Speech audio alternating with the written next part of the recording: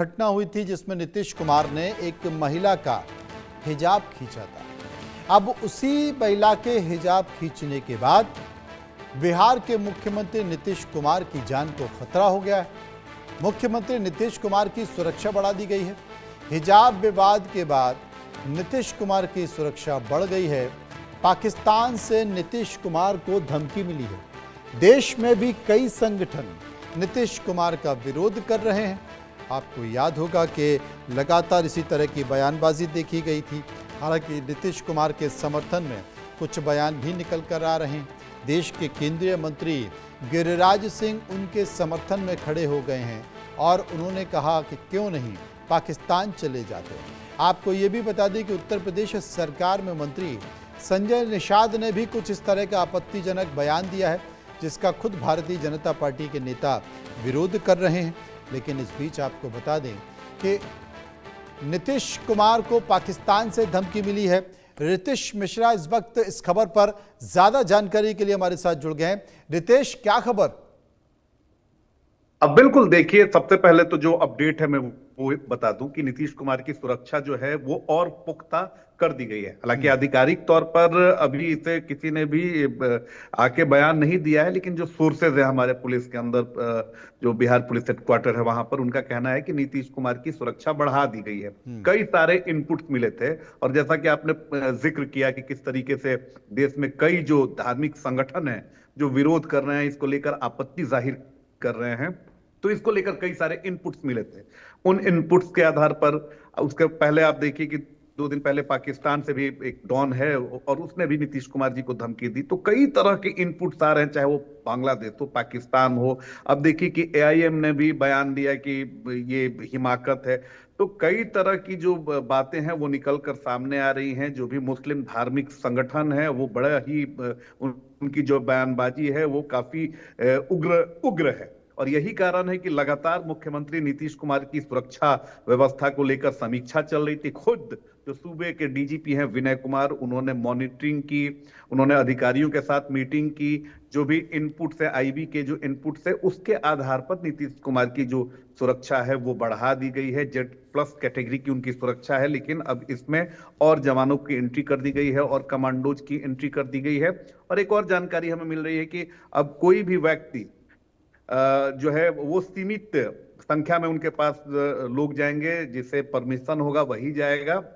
आम आदमी नीतीश कुमार के इर्द गिर्द फटक भी नहीं सकता है। इसके पहले भी अगर बात करें तो आज से तकरीबन 5-7 साल पहले नीतीश कुमार जी के ऊपर हमला करने की कोशिश की गई थी। एक युवक था जिसने नीतीश कुमार के फैसले के ऊपर नाराजगी जाहिर की थी और उसने उन पर चप्पल चलाने की कोशिश की थी। तो कई दफे ऐसा हुआ है कि जहां पर नीतीश कुमार के ऊपर हमला करने की कोशिश की गई। आप देखिए कि बक्सर की घटना थी, आज से तकरीबन मुझे याद आ रहा है कि आज से 4-5 साल पहले की ये घटना है। जब वो बक्सर जा रहे थे तो वहां पर ग्रामीणों ने उनके पूरे कॉन्वॉय पर हमला कर दिया था। तो नीतीश कुमार की सुरक्षा हमेशा सवालों के घेरे में रही है। और अब क्योंकि जिस तरीके से जो हिजाब वाला विवाद है वो लगातार तूल पकड़ रहा है, तो उसने कहीं ना कहीं जो पुलिस है, प्रशासन है, जो सुरक्षा एजेंसियां हैं, उनकी चिंता बढ़ा दी है। हालांकि अगर बात करें तो लगातार जेडीयू और बीजेपी के नेताओं से हमारी इस मुद्दे पर बात हो रही है। और वहां पर जो लोग थे, जो उस घटना के प्रत्यक्षदर्शी हैं, उनका साफ तौर पे कहना है कि नीतीश कुमार ने कोई ऐसा नहीं है कि उन्होंने एक गार्जियन के नाते, एक अभिभावक के नाते उन्होंने वो जो महिला जो पर्दानशी थी उनके जो हिजाब था उसे हटाया ताकि फोटो आ जाए। और अक्सर नीतीश कुमार हमने भी देखा है कि कई दफे वो करते हैं और उनकी ये आदत ऐसा नहीं है कि ये पहले अभी की आदत है, ये पहले की भी आदत रही है। और वो एक अभिभावक के तौर पर वो सारी चीजें, कई बार तो पत्रकारों से भी बात करते हैं तो कई सारी सलाह देते हैं। लेकिन जिस तरीके से इसको लेकर विरोध हो रहा है, देश के धार्मिक संगठन विरोध कर रहे हैं, जो कई सारे जो मुस्लिम कंट्रीज हैं वहां पर इसको लेकर जिस तरीके से सवाल उठ रहा है और जिस तरह से इनपुट्स आ रहे थे, नीतीश कुमार की सुरक्षा को बढ़ा दिया गया है। एसएसजी अभी एसएसजी जो है उसकी भी सुरक्षा कमान उनकी निगरानी में रहती है। तो इन तमाम चीजों को बढ़ा दिया गया है। ई कने मार्ग जहां नीतीश कुमार रहते हैं वहां भी सुरक्षा व्यवस्था और पुख्ता कर दी गई है।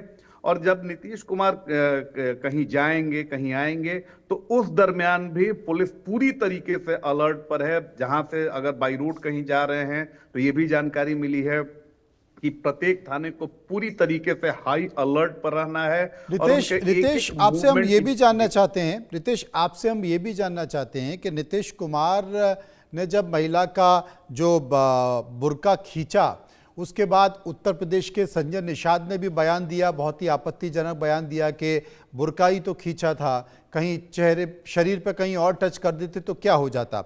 इस बीच गिरिराज सिंह का भी बयान आया। क्या वहां पर तमाम जो विपक्षी पार्टियां हैं वो नीतीश कुमार के खिलाफ कोई प्रदर्शन करने की तैयारी कर रहे हैं? देखिए, सबसे बड़ी बात है कि जो संजय निषाद ने बयान दिया ये बिल्कुल आपत्तिजनक है, क्योंकि देखिए नीतीश कुमार, मैंने पहले ही कहा कि नीतीश कुमार ने एक अभिभावक के तौर पर किया, लेकिन वो चीज, वो जो बात है वो कई लोग उसे नहीं समझ पाते और अपनी आपत्ति दर्ज कर रहे हैं। उनका हक है, वो करेंगे। गिरिराज सिंह के बारे में भी आप देखिए कि कई बार मैंने ही इंटरव्यू लिया है, अपने इंडिया न्यूज पे ही वो चला है, जिसमें उन्होंने बुर्का को लेकर अपनी आपत्ति जाहिर की और क्यों बुर्का से उन्हें परेशानी है उन्होंने खुलेआम उसे स्वीकार किया।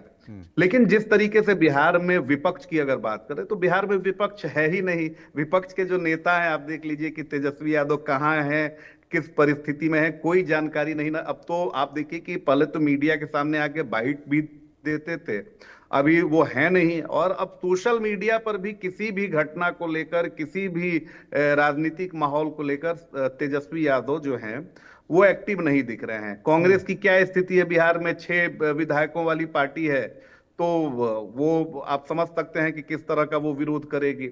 अब एआईएम की बात करें तो एआईएम बतौर एक विपक्ष के नाते वो, और विपक्ष से ज्यादा अगर देखें तो एक धार्मिक पार्टी के तौर पर वो अपनी आपत्ति जो है वो दर्ज करा रहा है। लेकिन बिहार में जिस तरह से विपक्ष मुस्लिमों की बात करता है, जो महागठबंधन है, जो मुस्लिमों की हितैषी होने